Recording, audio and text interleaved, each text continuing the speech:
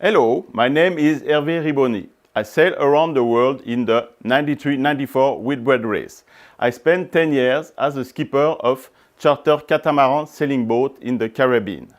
I have sailed over 100,000 nautical miles and have crossed the Atlantic 8 times. It was 8 years ago when I first heard about the flat earth, and I was convinced that it was to discredit the seekers of truth.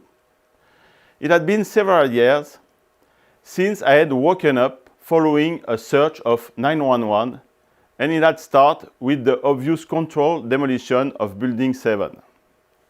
After that, I questioned absolutely everything that came from the official narrative of the Matrix. So, with my knowledge of navigation and circumnavigating the world, I was convinced that I was going to be able to debunk the flat earth theory in 10 minutes.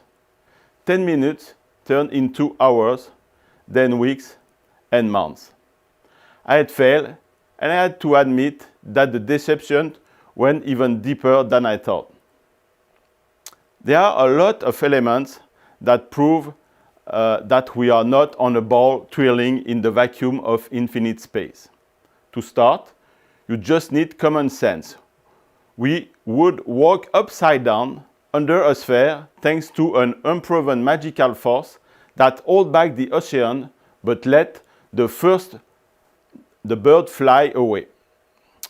The flight path of airline, water that always extends horizontally, shooting stars that always have a downward trajectory, the polar star which always remains centered in the rotation of the stars despite the supposed movement of the sphere in 4 different directions at impossible speeds. The time and money space agencies spend trying to deceive us, the alleged vacuum of space next to a pressurized environment without a physical barrier. There are still so many.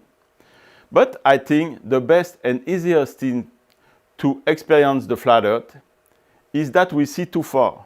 We see objects that should be behind the curvature of the earth. Here in conclusion, I would say that the flat earth made me aware of our Creator. Me, who was an atheist, and suddenly he made me a better person in all respect.